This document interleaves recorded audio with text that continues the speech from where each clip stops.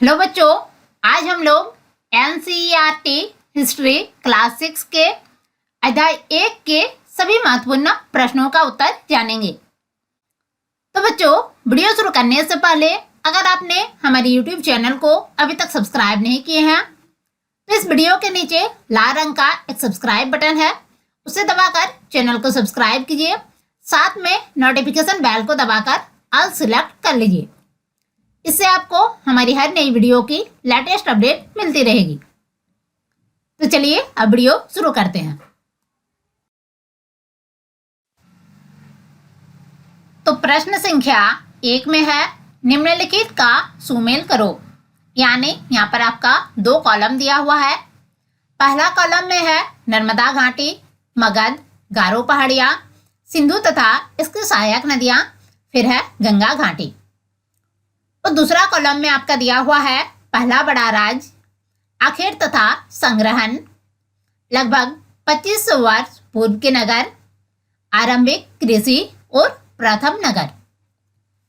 तो आपको कॉलम 1 में दिए गए शब्दों और वाक्यों का मिलान कॉलम 2 में दिए गए शब्दों और वाक्यों के साथ करना है। तो कॉलम 1 में पहला है नर्मदा घाटी।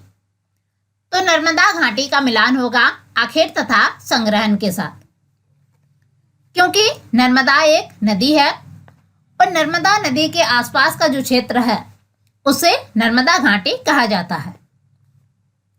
तो कई लाख वर्ष पहले से लोग इस नदी के तट पर रह रहे हैं।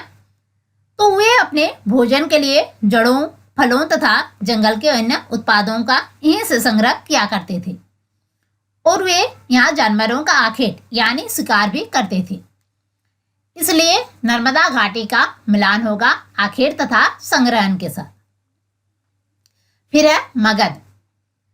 तो मगध का मिलान होगा पहला बड़ा राज के साथ, क्योंकि गंगा के दक्षिण में नदियों के आसपास का क्षेत्र प्राचीन काल में मगध नाम से जाना जाता था और इसके जो शासक थे वे बहुत शक्तिशाली थे और उन्होंने एक विशाल राज स्थापित किया था और ये विशाल राज मगध था, जो पहला बड़ा राज है।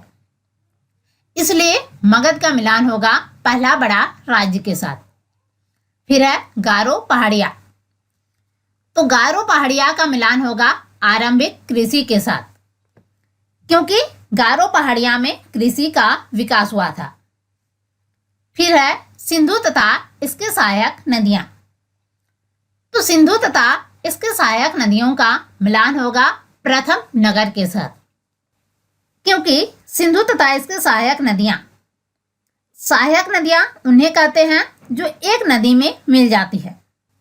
तो लगभग 4700 वर्ष पूर्व इन्हीं नदियों के किनारे कुछ आरंभिक नगर फले फूले थे। इसलिए सिंधु तथा इसके सहायक नदियों का मिलान होगा प्रथम नगर के साथ। फिर है गंगा घाटी। तो गंगा घाटी जो है वह लगभग 2500 वर्ष पूर्व के नगर है।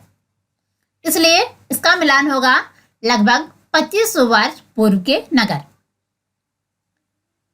अब हम अगला प्रश्न देखते हैं। अगला प्रश्न है, पांडुलिपियों तथा अभिलेखों में एक प्रमुख अंतर बताओ। तो बच्चों, यहाँ पर आपको पांडुलिपि तथा अभिलेख में एक प्रमुख अंतर लिखना है। तो पांडुलिपि क्या होता था न, पांडुलिपि में धार्मिक मान्यताओं, व्यवहारों, राजाओं के जीवन, औषधियों तथा विज्ञान आदि सभी प्रकार के विषयों की चर्चा मिलती है। पर अभिलेख क्या होता है न, अभिलेख ऐसे लेख पत्थर अथवा धातु जैसे अपेक्षाकृत कठोर सतहों पर उत्कीर्ण किए मिलते हैं। कभी कभी शासक अथवा अन्य लोग अपने आदेश को इस तरह उत्कीर्ण करवाते थे ताकि लोग उन्हें देख सके, पढ़ सके तथा उनका पालन कर सके। तो इसका उत्तर लिखना है, पांडुलिपियां प्राय ताड़पत्रों अथवा हिमालय क्षेत्र में उगने वाले भुर्ज नामक पेड़ की छाल से विशेष तरीके से तैयार भोजपत्र पर लिखी जाती थी, जबकि अभिलेखों को पत्थर अथवा धातु जैसी अपेक्षाकृत कठोर सतहों पर उत्कीर्ण किया जाता था। यानी जो पांडुलिपि होती थी वे ताड़पत्र या फिर हिमालय क्षेत्र में उगने वाले जो पेड़ होते थे, भुज नाम का जो पेड़ होते थे, उनके छाल से विशेष तरीके से तैयार भोजपत्र पर लिखी जाती थी। जबकि जो अभिलेख होता था, अभिलेख पत्थर अथवा धातु जैसे अपेक्षाकृत कठोर सतहों पर उत्कीर्ण किया जाता था। उत्कीर्ण का मतलब होता है खोदकर लिखना। तो इसका उत्तर आपको लिखना है कि पांडुलिपियां प्राय ताड़पत्रों अथवा हिमालय क्षेत्र में उगने वाले भुज नामक पेड़ की छाल से विशेष तरीके से तैयार भोजपत्र पर लिखी जाती थी, जबकि अभिलेखों को पत्थर अथवा धातु जैसी अपेक्षाकृत कठोर सतहों पर उत्कीर्ण किया जाता था। अब हम अगला प्रश्न देखते हैं। अगला प्रश्न है, रसीदा के प्रश्न को फिर से पढ़ो, इसका क्या उत्तर हो सकते हैं। तो बच्चों, आपको रसीदा के प्रश्न को फिर से पढ़ना है और उसके क्या उत्तर हो सकते हैं वो आपको लिखना है। तो इसका उत्तर लिखना है, रसीदा के प्रश्न है। सबसे पहले आपको लिखना है कि रसीदा के प्रश्न क्या थे। तो रसीदा के प्रश्न है, यह कोई कैसे जान सकता है कि इतने वर्षों पहले क्या हुआ था। ठीक है, यानी रसीदा ने प्रश्न की थी कि यह कोई कैसे जान सकता है कि इतने वर्षों पहले क्या हुआ था। तो आपको यहाँ पर इसका उत्तर लिखना है। तो अतीत की जानकारी हम पांडुलिपियों व अभिलेखों का अध्ययन करके प्राप्त कर सकते हैं। अतीत की जो जानकारी है, यानी अतीत का मतलब होता है जो बीत गया, तो अतीत की जो जानकारी है वह हम पांडुलिपियों या फिर अभिलेखों का अध्ययन करके प्राप्त कर सकते हैं। इसके अलावा ईंट और पत्थरों से बनी इमारतों के अवशेषों, चित्रों, मूर्तियों, औजारों, हथियारों, बर्तनों तथा सिक्कों आदि के द्वारा भी जानकारी प्राप्त कर सकते हैं। यानी अतीत का जो ईंट और पत्थर से बनी इमारत है, उनके जो अवशेष है, उनके अवशेषों से भी हम अतीत की जानकारी प्राप्त कर सकते हैं। या फिर अतीत में बनी चित्र, मूर्ति, औजार, हथियार, बर्तन और सिक्का, इन सब के द्वारा भी हम जानकारी प्राप्त कर सकते हैं। अब हम अगला प्रश्न देखते हैं। अगला प्रश्न है, पुरातत्वविदों द्वारा पाई जाने वाली सभी वस्तुओं की एक सूची बनाओ। इनमें से कौन सी वस्तुएं पत्थर की बनी हो सकती हैं। तो बच्चों, आपको यहाँ पर एक सूची बनाना है। यहाँ पर आपको उन चीजों की सूची बनाना है जो पुरातत्वविदों द्वारा पाई गई थी, और आपको यहाँ पर लिखना है कि उनमें से कौन सी वस्तुएं पत्थर की बनी थी। तो इसका उत्तर लिखना है, पुरातत्वविदों द्वारा पाई जाने वाली वस्तुएं। तो बच्चों, सबसे पहले हम ये समझ लेते हैं कि पुरातत्वविद किसे कहा जाता है। तो अतीत में बनी और प्रयोग में लाई जाने वाली वस्तुओं का अध्ययन करने वाला व्यक्ति पुरातत्वविद कहलाता है। यानी जो वस्तुएं अतीत में बनी है और जो वस्तुएं अतीत में प्रयोग की जाती थी, और उन वस्तुओं का अध्ययन करने वाला व्यक्ति पुरातत्वविद कहा जाता है। ठीक है, तो पुरातत्वविदों द्वारा पाई जाने वाली वस्तुएं हैं पत्थर और ईंट से बनी इमारतों के अवशेष, चित्र, मूर्तियां, औजार, हथियार, बर्तन, आभूषण, सिक्का और हड्डियां। अब आपको लिखना है कि इनमें से कौन सी वस्तुएं पत्थर की बनी हो सकती है। तो पत्थर से बनी वस्तुएं हैं इमारतें, मूर्तियां, औजार, हथियार आदि। अब हम अगला प्रश्न देखते हैं। अगला प्रश्न है, साधारण स्त्री तथा पुरुष अपने कार्यों का विवरण क्यों नहीं रखते थे, इसके बारे में तुम क्या सोचती हो। तो जो ऐतिहासिक काल के लोग थे, ऐतिहासिक काल में जो राजा महाराजा होते थे, वे अपने कार्यों का विवरण रखा करते थे। उदाहरण के लिए प्राय शासक लड़ाइयों में अर्जित विजयों का लेखा जोखा रखा करते थे। जो राजा महाराजा लोग होते थे, वे शासक लड़ाइयों में अर्जित विजयों का लेखा जोखा रखा करते थे। लेकिन जो साधारण स्त्री तथा पुरुष होते थे, वे अपने कार्यों का विवरण नहीं रखते थे। तो आपको यहाँ पर लिखना है कि इसके बारे में आप क्या सोचते हैं, वो आपको यहाँ पर लिखना है कि साधारण स्त्री तथा पुरुष अपने कार्यों का विवरण क्यों नहीं रखते थे। तो इसका उत्तर लिखना है, साधारण स्त्री तथा पुरुष अपने कार्यों का विवरण नहीं रखते थे क्योंकि हो सकता है कि वे अपने कार्यों को इतना महत्वपूर्ण नहीं मानते होंगे। तो जो साधारण स्त्री तथा पुरुष होते थे वे अपने कार्यों का विवरण नहीं रखते थे क्योंकि हो सकता है कि वे अपने कार्य को इतना इम्पोर्टेंट नहीं मानते होंगे कि उनका विवरण रखा जाए।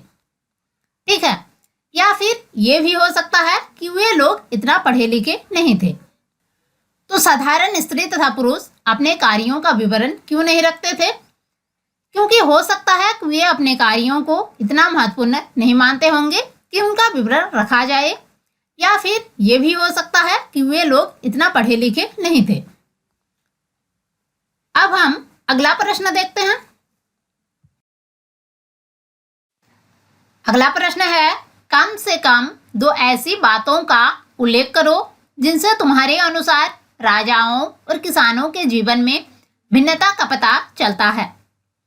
तो बच्चों, आपको यहाँ पर कम से कम 2 ऐसी बातों का उल्लेख करना है जिनसे ये पता चले कि आपके अनुसार राजाओं और किसानों के जीवन में भिन्नता क्या है। तो बच्चों, इसका उत्तर लिखना है, राजाओं और किसानों के जीवन में भिन्नता। पहला क्या है, न राजाओं का जीवन वैभव और ऐश्वर्य से परिपूर्ण होता था जबकि किसानों का जीवन सामान्य होता था।